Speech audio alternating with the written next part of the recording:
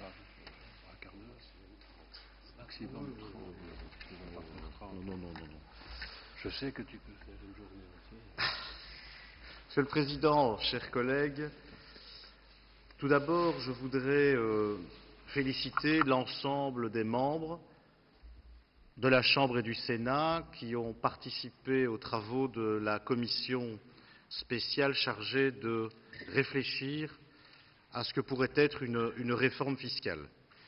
Les travaux furent féconds, l'ambiance studieuse, et nous avons eu l'occasion d'entendre un grand nombre d'experts livrant, chacun avec sa sensibilité, chacun avec son expertise, l'un ou l'autre point de vue sur l'ensemble des segments de la fiscalité directe, la fiscalité indirecte, l'impôt des personnes physiques, l'impôt des sociétés, la TVA, les accises. De nombreuses analyses macroéconomiques ont étayé nos réflexions, ce qui montre bien que la fiscalité ne doit pas s'envisager de manière isolée, mais toujours dans le cadre macroéconomique dont elle est un des éléments. Alors je voudrais vous dire, pour ce qui me concerne et pour ce qui concerne le groupe PS, que l'important d'abord était de rappeler l'importance de l'impôt en tant que tel, de l'impôt en tant qu'il est un élément de notre modèle économique et social et, disons-le, de notre modèle de société.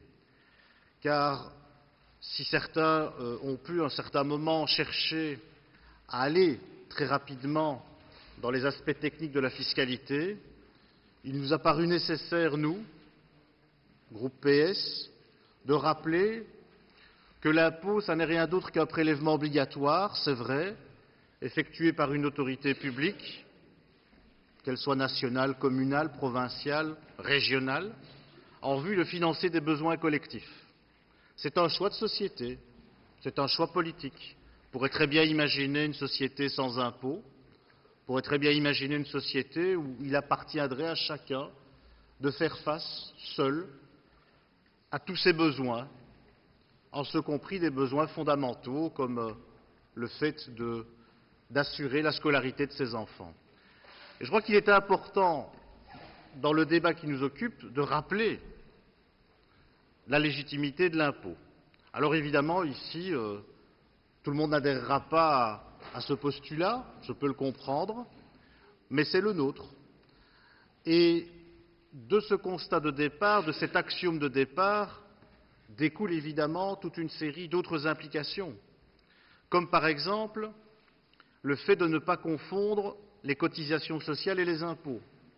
On a dû observer, on a dû déplorer, tout au long des débats, la confusion entretenue par certains membres de la Commission entre cotisations sociales d'un côté et impôts de l'autre, comme si c'était la même chose.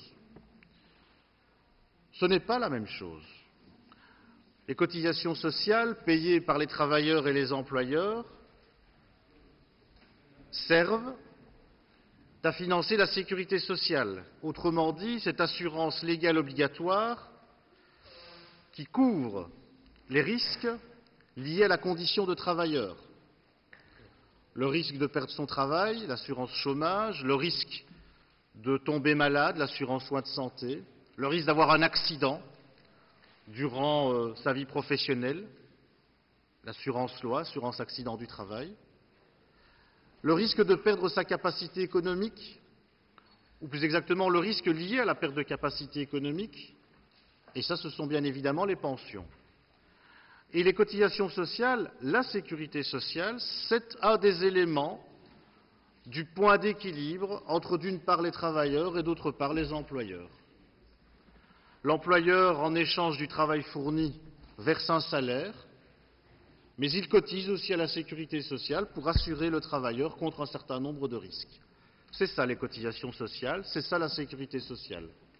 Ça ressemble aux impôts, mais ce ne sont pas des impôts, c'est autre chose. Parlons des impôts et observons ici aussi, et c'est un élément que nous n'avons pas manqué de rappeler lors des débats, le panorama général de la fiscalité. Quel est-il ? Mais le panorama général de la fiscalité, c'est de voir que sur les 100 milliards d'euros de recettes annuelles, plus de 70% relèvent de l'impôt des personnes physiques, autrement dit de l'impôt sur le travail pour l'essentiel, et de l'impôt sur la consommation, la TVA et les accises. Consommation elle-même financée par les revenus du travail. Ça, c'est le panorama de notre fiscalité. Le reste, l'impôt des sociétés, les droits prélevés sur la circulation du patrimoine, les droits d'enregistrement, droits de succession, le précompte immobilier, composent les 30% restants. Donc 70% des impôts sont prélevés sur les revenus du travail, sur la consommation des ménages. Élément important à avoir à l'esprit. Un élément d'autant plus important que lorsque l'on parle des impôts, on parle de la redistribution secondaire. Et qu'avant la redistribution secondaire, il y a la répartition primaire.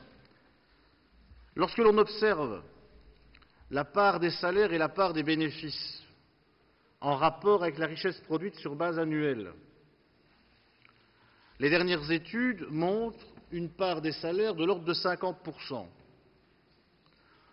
Donc 50% de la richesse produite. Pour le dire autrement, les travailleurs retirent 50% de la richesse produite sous forme de salaire. C'est beaucoup moins qu'il y a 30 ans. Il y a 30 ans, les travailleurs retiraient 57% de la richesse produite. Il y a donc une dégradation de la position économique des travailleurs dans la richesse produite, dans la répartition entre les revenus du travail et les revenus du capital.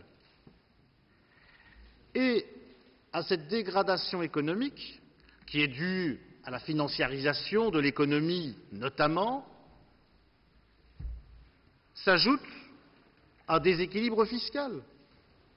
Donc non seulement les travailleurs retirent de moins en moins de la richesse produite et parallèlement d'autres retirent de plus en plus de dividendes et de bénéfices, mais en plus ce sont les travailleurs qui supportent l'essentiel des impôts, impôts sur les revenus du travail, impôts sur la consommation des ménages. Ça, évidemment, c'est quelque chose que d'aucuns ne souhaitent pas voir, mais nous nous le rappelons. Nous nous le rappelons parce que c'est à partir de ce constat que nous amenons, nous, un certain nombre de considérations sur ce qu'il y a lieu de considérer comme étant un objectif de justice fiscale. Car il ne suffit pas juste d'une réforme fiscale. Pour le groupe PS, il faut une réforme fiscale juste. Dès lors, pour le groupe PS, à quelles conditions cette réforme fiscale juste doit-elle répondre pour rencontrer le dit objectif? Tout d'abord, le point de vue vertical de la fiscalité et de la justice fiscale. Clairement, nous l'avons rappelé lors des travaux, nous souhaitons une fiscalité plus progressive, une fiscalité qui tient compte de la capacité contributive de chacun. Où en est-on? Les travaux l'ont montré. Il y a facialement à l'impôt des personnes physiques un barème progressif par tranche. Au plus on monte dans les revenus, au plus le taux est élevé. D'accord pour l'impôt des personnes physiques, quoique, les experts entendus ont rappelé que depuis un certain nombre d'années, depuis une trentaine d'années, nous connaissions en Belgique le principe de la déglobalisation des revenus financiers. Les revenus financiers, intérêts, dividendes et autres, connaissent une taxe forfaitaire qu'on appelle le précompte mobilier. Précompte mobilier libératoire. Pourquoi libératoire? Libératoire de déclaration. Une fois que le précompte est retenu, ces revenus ne doivent plus être déclarés. Mais à partir du moment où vous avez un taux fixe, vous n'êtes plus évidemment dans le cadre de la progressivité.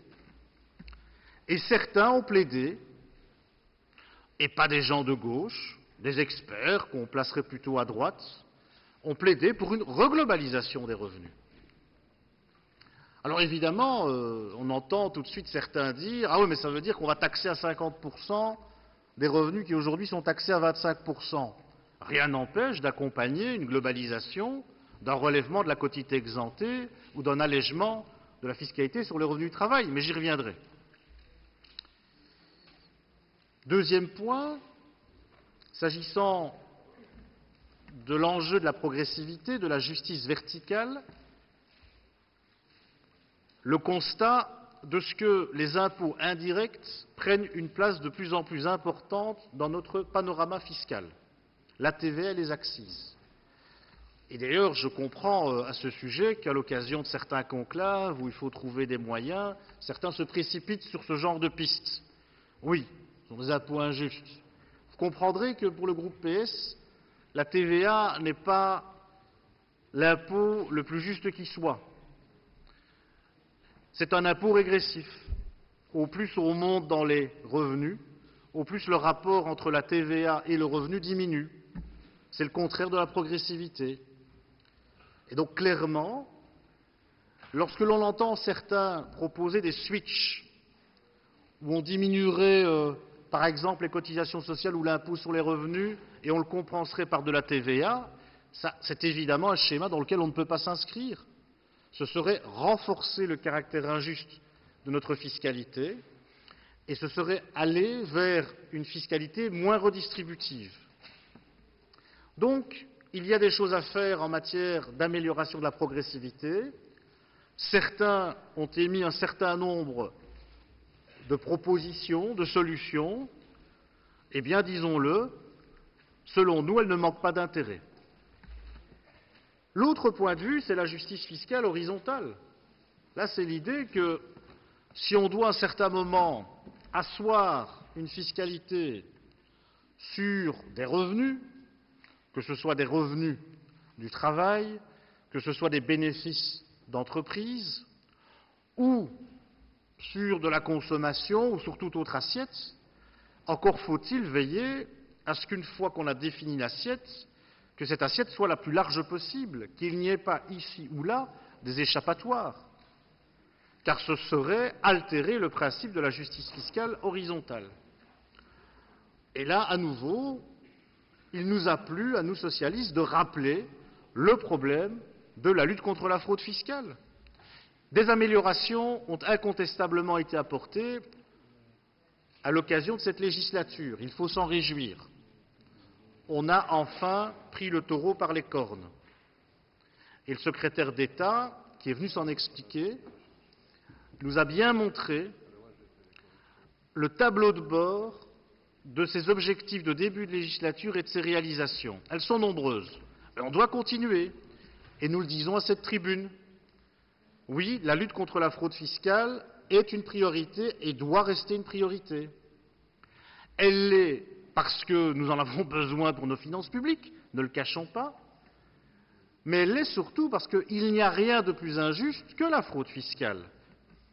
Alors, je lis ici ou là des cartes blanches dans l'écho d'avocats fiscalistes se disant « Oui, mais c'est quoi cette distinction entre fraude fiscale grave, fraude fiscale ordinaire ?» Mais on peut quand même comprendre et admettre qu'on ne peut pas placer sur le même pied la fraude au chiffre d'affaires d'un cafetier ou d'un restaurateur, et je ne parle pas ici d'un jugement moral, et la fraude sophistiquée qui transite par des paradis fiscaux. Ce n'est pas la même chose. Ce n'est pas la même chose d'un point de vue technique. Les réponses à y apporter au point de vue administratif et en termes de mobilisation de moyens humains, opérationnels, matériels, ne sont pas du même ordre.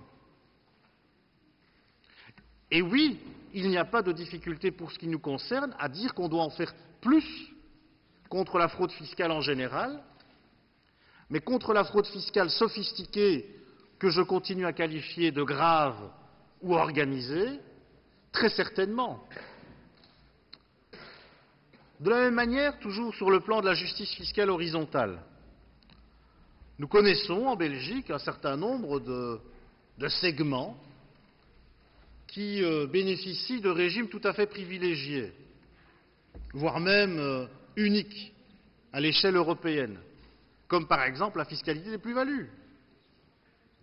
Qu'est-ce qui fait, qu'est-ce qui justifie, qu'est-ce qui explique que quelqu'un qui va travailler pendant 1 an et qui va déclarer 30 000 € de revenus imposables va payer un impôt des personnes physiques de l'ordre de 25 à 26 %, taux moyen, et quelqu'un qui, en un clic sur Internet, empoche une plus-value de 30 000 € en quelques secondes, payera 0 € d'impôt. Qu'est-ce qui justifie cela?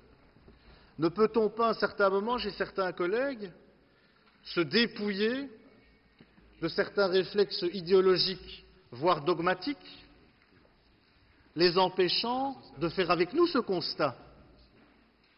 Non pas pour augmenter le niveau général de la fiscalité, mais pourquoi pas aller dans un allègement de la fiscalité sur les revenus du travail?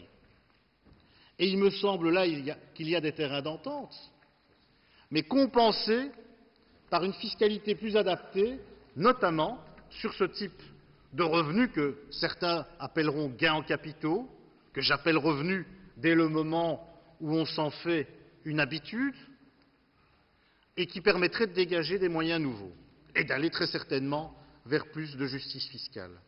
Alors oui, en matière d'impôt sur les revenus, en matière d'impôt des personnes physiques, nous sommes, nous, pour une diminution de la fiscalité sur les revenus du travail, à 2 conditions.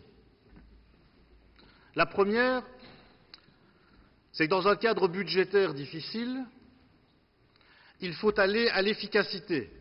Il faut aller à la justice et il faut aller à l'efficacité économique. Diminuer la fiscalité sur les hauts revenus du travail pour aboutir à une augmentation du taux d'épargne des hauts revenus, ça n'a aucune utilité économique. Ça ne renforce pas la justice fiscale et ça ne soutient pas la demande. Ça n'augmente pas le revenu disponible des ménages pour faire face à leurs besoins et, comme agent économique, participer à l'activité économique du pays.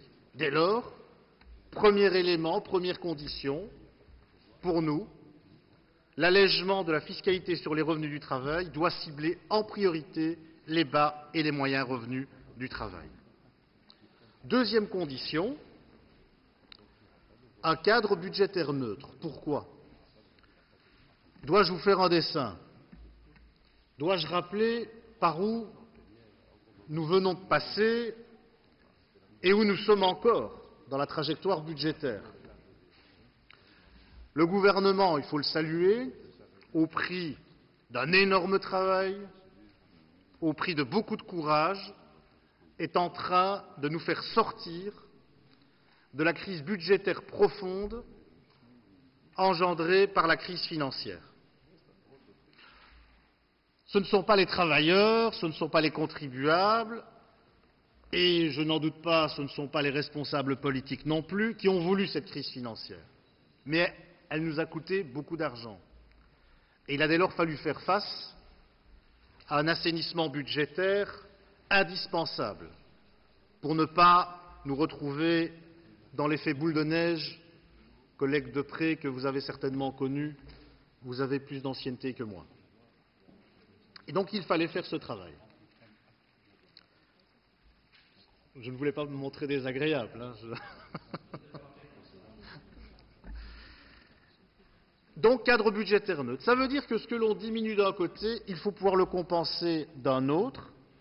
Et cet autre côté, disons-le, nous souhaitons, nous, pouvoir, oui, avoir une fiscalité plus juste sur les revenus tirés de la spéculation. C'est un fait. Et il est possible de le faire. Deuxième grand chapitre, Monsieur le Président, l'impôt des sociétés. Je ne m'attarderai dès lors pas sur la fiscalité indirecte ou la fiscalité environnementale. Il y aurait beaucoup de choses à dire. Mais l'impôt des sociétés, qu'est-ce que nous avons aujourd'hui dans le débat? Nous avons aujourd'hui dans le débat certains qui nous disent qu'il faut diminuer le taux facial de l'impôt des sociétés.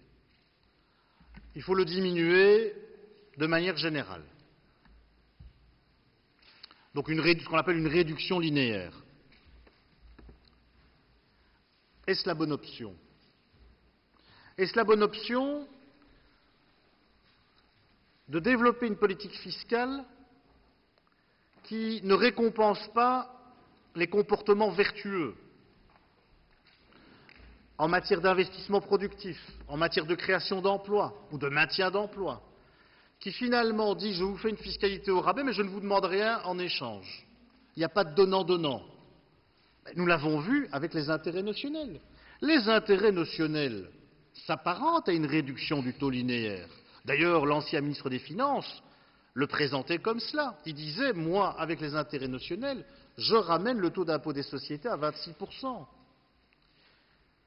Mais sur le plan des effets macroéconomiques, sur le plan du tonus donné à notre tissu économique en matière d'investissement productif, en matière d'emploi, les résultats n'ont impressionné personne. Et il ne se trouve aucun rapport qui arrive à établir une corrélation entre les intérêts notionnels, d'un côté, les investissements productifs et la création d'emplois de l'autre. Pourquoi? À partir du moment où vous réduisez l'impôt, sans autre condition, les gens prennent, mais on ne leur demande rien en échange. Ne doit-on pas aujourd'hui considérer qu'il s'agit là d'une voie sans issue, que c'est une mauvaise façon de faire de la politique fiscale, et qu'au contraire, nous pourrions utiliser l'enveloppe budgétaire des intérêts notionnels pour la recycler en mesures favorables à l'investissement productif et à la création d'emplois, en donnant priorité aux PME, qui sont les grandes perdantes des intérêts notionnels, car les PME, les rapports le montrent, retirent moins de 10% de l'enveloppe budgétaire consacrée aux intérêts notionnels, alors qu'elles couvrent 67% de l'emploi. Il est grand temps de changer notre fusil d'épaule. Il est grand temps, à l'impôt des sociétés, de développer une approche différente. Une approche où on soutient les entreprises qui investissent, qui créent de l'emploi. Je crois que c'était vraiment une priorité. Certains l'ont dit lors de nos travaux, vous comprendrez que je m'y rallie. J'en profite pour rappeler, Monsieur le Président, que malgré mes demandes, le ministre des Finances ne nous produit toujours pas, et c'est bien dommage, un tableau, à l'instar de celui que la Banque nationale a pu faire, qui fait la différence entre le coût brut des intérêts notionnels et le coût net des intérêts notionnels. Je lis encore dans le soir d'aujourd'hui, le coût des intérêts notionnels a explosé 6 milliards. Sauf que, lorsqu'on a introduit cette mesure, que je n'aime pas, un certain nombre de mesures compensatoires ont été introduites. Bon, tout d'abord, il y a eu le démantèlement des centres de coordination, qui eux-mêmes coûtaient plusieurs milliards, et puis toute une série de mesures compensatoires. Mais il est clair, évidemment, que ce coût de 6 milliards nourrit les discours démagogiques et ne nous permet pas de voir clair sur l'enveloppe budgétaire réellement disponible pour développer une autre politique fiscale, ou en tout cas pour avoir un débat qui peut s'appuyer sur des éléments certains. Voilà, Monsieur le Président, ce que je souhaitais vous dire, les grandes orientations que nous défendons. J'imagine que nous aurons l'occasion d'en redébattre, mais en tout cas, je voudrais une fois encore féliciter à la fois Madame la Présidente de cette commission, Madame Arena, Monsieur De Vlies, Président, tous les membres qui ont participé aux travaux, tous les experts entendus et bien entendu les services qui ont fait un travail remarquable. Je vous remercie. Merci. Het woord is nu aan mevrouw Van der Meers.